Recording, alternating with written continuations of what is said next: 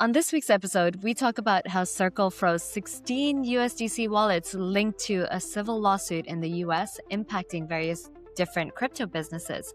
We also talk about how the Strait of Hormuz accepts crypto, and when it comes to AI, we talk about the top rank benchmark and how that might not actually be such a great benchmark.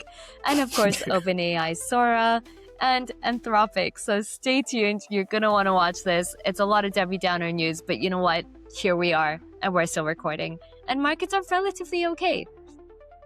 You're going to want to listen. Welcome to the NFA Podcast, your weekly podcast where we bring you all the news and insights into the emerging technologies industry, which includes crypto, AI, and sometimes we touch on the political landscape only because it really affects crypto, but really we try to stay apolitical. So tune in because we give you all the information to not make any financial decisions. Let's start with the news then. Go ahead. Okay, let's do it. This time I don't have that much interesting news, but I do have a little bit interesting news. Well, normally you always have like this really fascinating news, like a woman stealing 170 million from her husband. Oh, Those I are love the that nuggets. news. So fun. But let me tell you about today. Okay. Go. Okay, Circle froze 16 USDC wallets that were linked to a sealed US civil lawsuit, which impacted various crypto businesses. So Circle is a stablecoin issuer. They IPO'd, was it last year? Last year. Yeah. Last year, they issue USDC, which is a stablecoin. Now, Circle, they blacklisted 16 wallets that belong to various exchanges, online casinos, fintech platforms, and it caused significant disruption. Zach XBT went on Twitter and was like, this was really incompetent of you guys. You can't just freeze wallets just because you issue the stablecoin. And Circle started unfreezing wallets, starting with $130,000, almost $131,000 belonging to this company called Goated. Now the accounts have been unfrozen, but they have not revealed what the court order was to begin with. What was the reason? What was the reason they cited for freezing these wallets? Just an unsealed court order, and it was blacklisted companies, so exchanges, casinos, and other fintech platforms. That's all I know. It's so difficult. Well, if they don't disclose, the court order, it would be better if they would disclose it. Yeah. Right. So then we can see, because this is a little bit nerve-wracking if you're a crypto holder and you have USDC, and the idea that the stablecoin can be blacklisted or blocked by Circle. And the whole idea of crypto, of course, is decentralization. That's the whole premise of Web3. Where there's no centralized entity that can do this. So that's scary. It's really not good news in any case, right? Yeah. Yeah, it's terrifying because imagine you're trusting crypto to be your bank, but you cannot trust crypto because Circle can then freeze your accounts like this.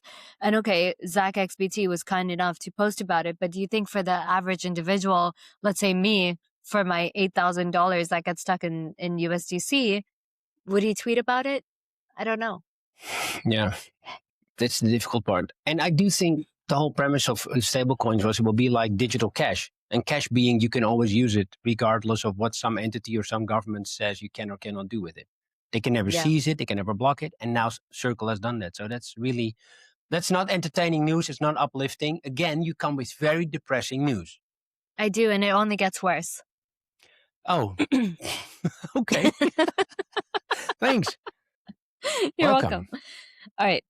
Now, the IRGC toll booth at the Strait of Hormuz currently accepts 3 currencies: cash, yuan, and crypto.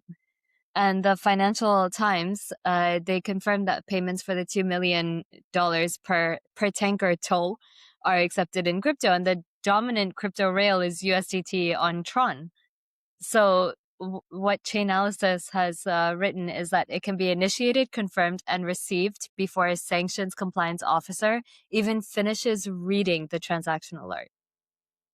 What is the IRGC toll booth? Let me start with that. I'm not so at home in the Strait of Hormuz, and the oil business. What's up there? Who has a toll booth? the IRGC is the Iranian Revolutionary Guard Corp. So they're basically what's currently running the regime in Iran, the IRGC. And they have a toll booth. Yes, at the Strait of Hormuz. So, they've closed off the Strait of Hormuz right now. They're controlling all the traffic in and out. That's why there's an oil shortage in the world. So in order for ships to run through, they have to pay $2 million per tanker right now to carry whatever goods they're carrying. And they take it in crypto. Or cash. I like cash as well. Can you see some guy climbing a ladder on an oil tanker? Like, the 2 million. Open it up, and then, thank you, Habibi. Yeah. I know, by the way, for the Iranians, I know it's not Arabic, and I know you have Farsi. So when I say Habibi, I heard, I got Iranians coming after me going, you always, there you go. It's much better. But it's more that the guy that delivering the money would be the Arabic. Anyway. Yeah. Okay, now that was really positive news that they now have a toll booth. This horrible regime has a $2 million per tanker toll booth. Great. Yes. Thanks for the pick me up. That uses crypto, so that's cool. Yeah, nice application. But, USDC could, if they use USDC, it could be blocked by Circle. That's why they use USDT. Well, hey. Now, there is a really, this one's pro for me personally, because I think through all of this, this crisis that the world has gone through, we have realized that the political parties are absolutely corrupt, that people don't matter, and politicians are the ones that really do matter. It's like a group of 5 people. Anyway, Canada has now considered a ban on political cryptocurrency donations, which I agree with, only because of the anonymity and so on that runs with crypto. But that being said, here's where it gets the. Either way, Canada had a law that if people donated more than $200, they had to be publicly identified. So it doesn't really take away the whole anonymity aspect of things, because they never really had it. And it doesn't mean that other countries are going to implement the same thing. It would be better if maybe the US implemented a ban on cryptocurrency donations. For Canada, I don't think it's going to do much. I think it'd be better if the US would ban all political donations, and, political parties and political people, like politicians, would just be banned from taking money from people, because the word for it is bribe, I think, even if it's disclosed. I think it makes no sense for a political party to take money, but just as the American system, and that's why it's a horrible system. Yeah. It's a funny democracy. So, well, that's all the news I had. In AI, the other hype cycle going on, listen to this. These studies came out, and I found this so shocking. So this one was a benchmark for visual identification. However, even though this tool scored really high on it, it never had access to any image. That's insane. Yeah, it's really interesting how this will play out. And of course, Claude doesn't do those kind of funny things. It focused on the enterprise to start with, Anthropic with Claude. And apparently, according to some predictions in the industry, this summer, Anthropic is scheduled to overtake OpenAI in terms of revenue. However, then I looked, how does Anthropic account for revenue? And it turns out Anthropic counts gross revenue. So if let's say Microsoft sells it with Azure to a customer and takes 20% cut, OpenAI doesn't count that 20%. It only reports the net revenue, whereas Anthropic counts the gross revenue. Yeah. So, did you see that Anthropic accidentally had 3,000 different pages that were public?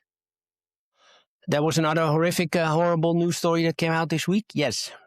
And did you know why that happened? Because that's, to me, completely unclear still. That's the company default. So that's the default setting. Whenever they create new documents, it automatically goes public. Yeah. Interesting setting, which means that, and this apparently was for a new version that is so revolutionary that they're not sure they want to release it. Yet they made it public. Yeah. What kind of policy is that? Yeah. Can you imagine if a scientist goes, I have here a nuclear bomb. Our policy is that the recipe for this nuclear bomb, you can just make it at home with some sugar and some hot water. I'm not sure we want to release the recipe, but anyway, here it is. What? Yeah. That doesn't make any sense. So, and OpenAI now is really painted off as the villain the whole time, and Anthropic as the goody two shoes kind of guy. Yeah, it's But because of the deal with the Department of War. yeah, the Department of the formerly known as the Department of Defense. This is so And it's now- stupid even saying that. I feel like a child. The Department of War. So the Department of Boom Boom made a deal with OpenAI because Anthropic didn't want to play. These guys are great. And I'm so skeptic now about all tech companies, the big ones. They just do anything to make it, say anything. And social media would be our greatest example, right? How you heard about the court case that now Meta and YouTube, so Google, lost a court case in California against this woman that claims that she became addicted and it ruined her life. I think she was awarded $6 million in damages. There are 1,200 for getting other similar addicted cases. to social media. Yeah, and it turns out not for getting addicted, but the fact that internal documents from Google and Meta prove that they knew it was addicting and had a bad effect on people and deliberately made the products more addicting, even knowing how much harm they would cause, which makes it similar to the cigarette case, the famous tobacco case. So I don't know if it's really fair, but I do think social media should be curbed, especially for children under 16. I think so. I think so. And, I don't know if you saw that Netflix documentary. It's called Broken. It came out maybe during COVID.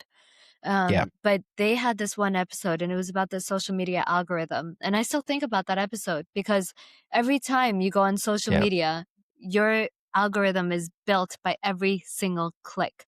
Every time you open comments, every time you engage, every time you like a comment, every time you share, your social media is building towards that algorithm. So, for example, with this war, if you are sitting there and you are watching videos about Gaza and you are interacting, your entire feed will become about Gaza and the genocide.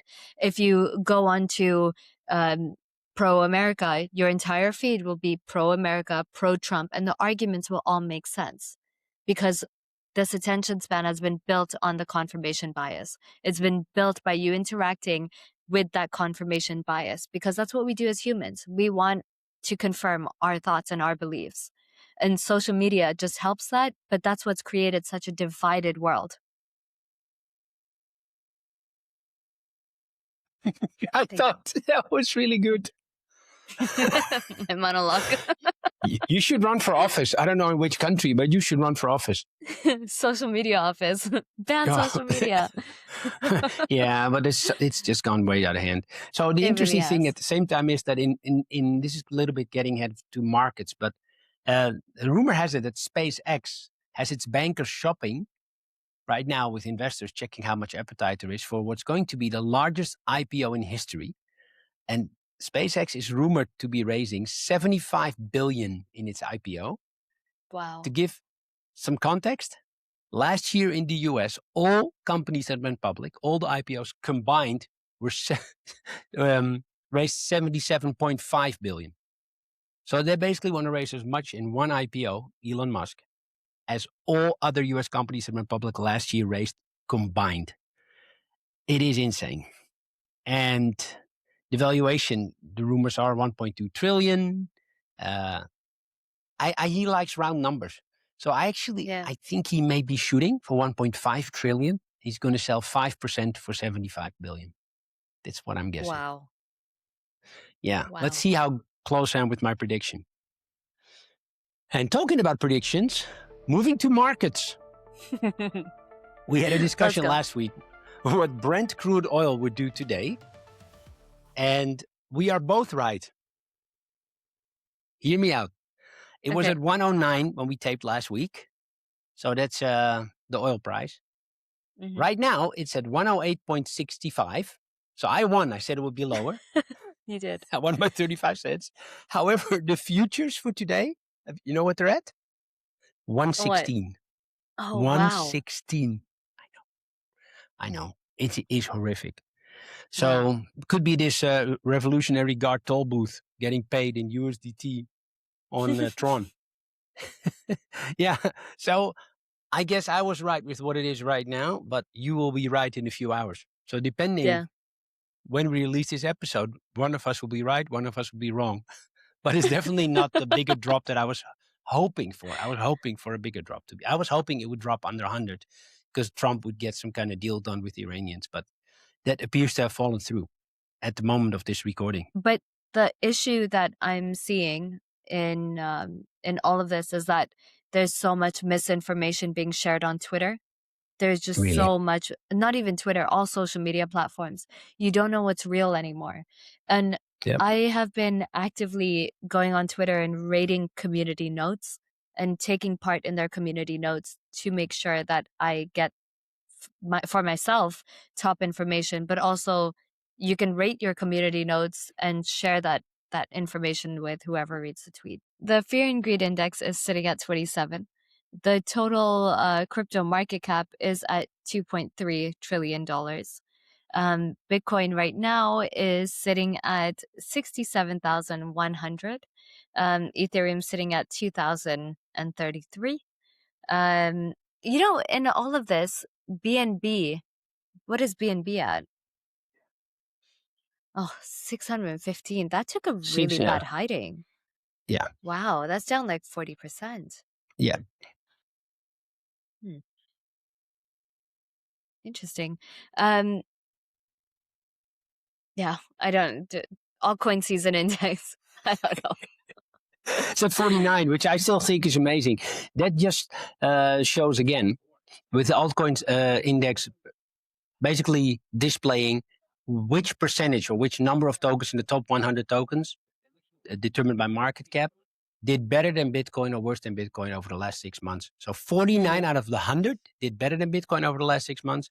51, I guess, did worse, which is so weird because it means that Bitcoin is just moving with the rest of the market.